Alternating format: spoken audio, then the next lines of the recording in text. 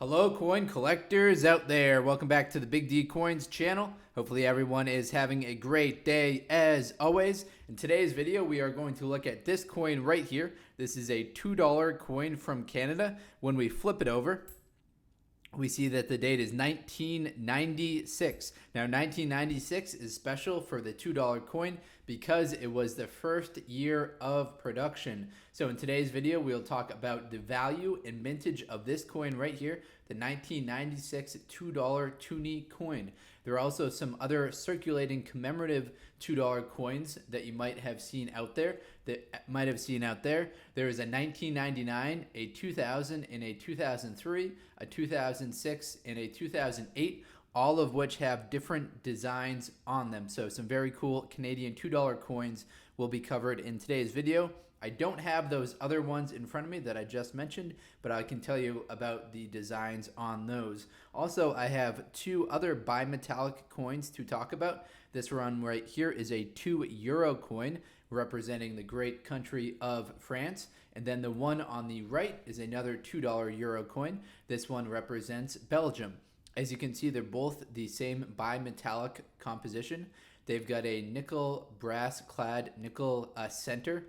So the center is essentially brass, and then the ring going around the outside is a copper color to it. Copper nickel ring going around the outside. So we've got nickel color going around the outside, brass color in the center. Also in the year 1996, it was special for the United States because it was the 50th anniversary of the Roosevelt Dime. So on the 50th anniversary, they made this special one. It's the 1996 W mint mark. So W indicates the West Point Mint, and it was the first time that the West Point Mint mark appeared on the Roosevelt Dime. So we'll talk about that a little bit later in the video. But first, we want to focus in on the coin in the center right here, the 1996 $2 Canadian coin. I'm zooming in so you can get an even better look at it. As far as the mintages go of this coin, there are 375,483,000 of these coins produced. Now, for your coin to be worth money, it's going to have to be in much better condition than this right here. In the almost uncirculated condition, it will be worth $2.78. In the uncirculated condition, it will be worth about $6.30. So you can get a nice return on your investment if you've got one of these coins in a uncirculated condition. As far as the design goes, let's talk a little bit about that. This information about the design comes to you from the Canadian Mint.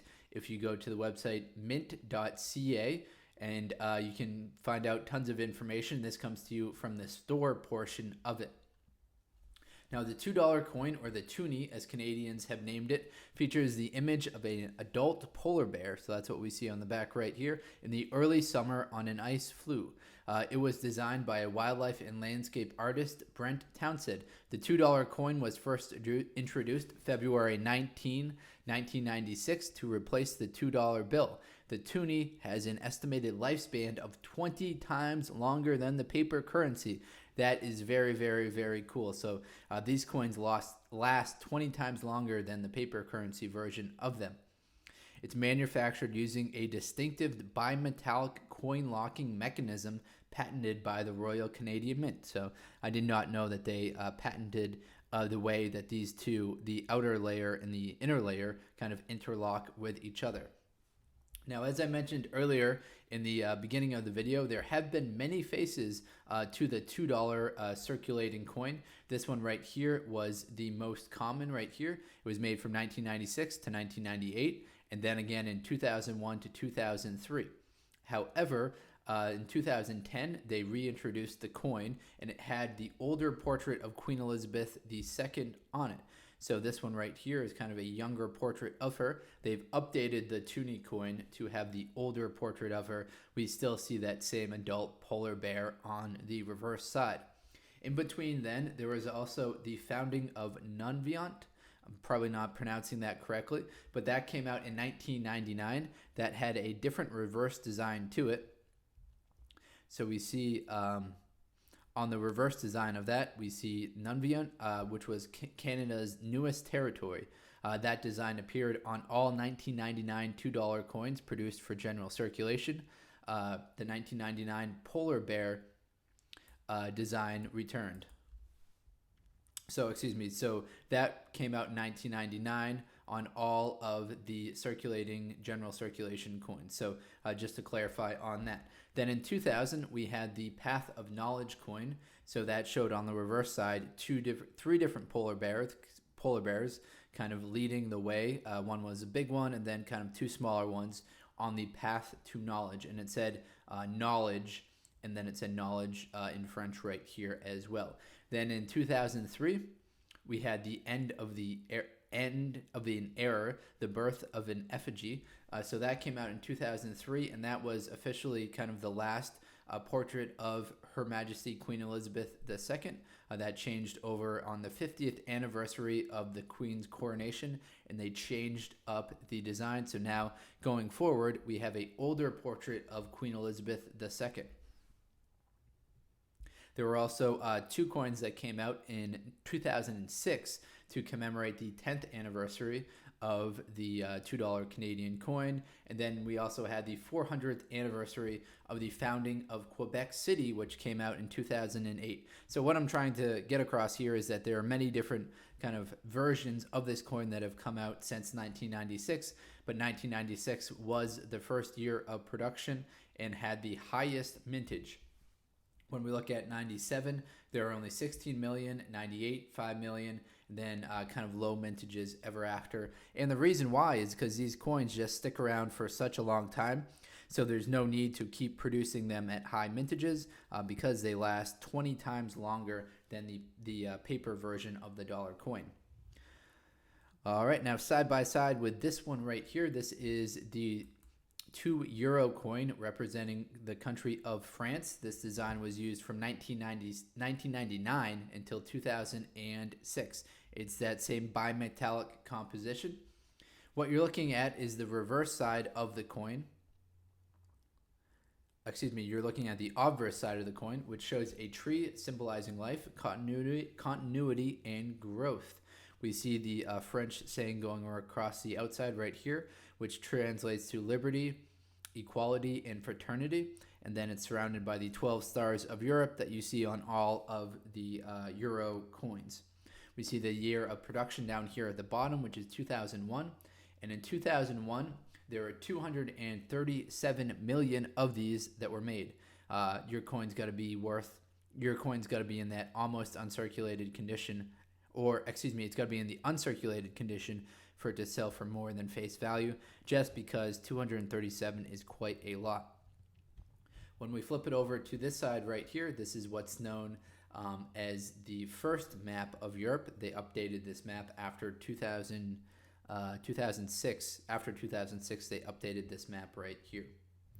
All right, now this coin is the same map that we had on Europe, but when we flip it over, it's actually from a different country. So this one right here is the first map as well, but it represents the country of Belgium. So on the obverse of the coin, we see the portrait in the left profile of King Albert II.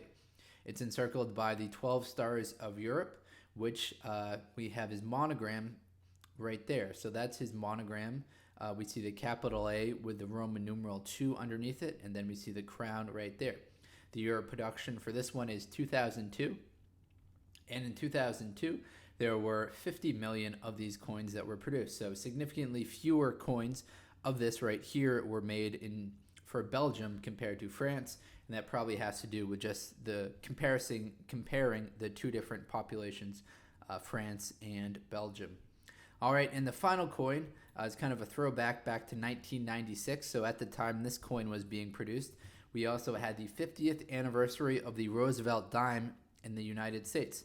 So I'm going to slide out our bimetallic coins, and we'll briefly talk about this one right here. We have talked about it in some other videos on the channel if you want to get more information on it if you are from the United States. So the mintage on this coin right here is actually the lowest ever produced for the Roosevelt Dime. There are 1.4 million of these coins were produced. This coin was sold as part of the uncirculated set in 1996. So in 1996, if you got the uncirculated set, you were also treated to this right here that has the W mint. The W mint is for West Point, which is located in New York.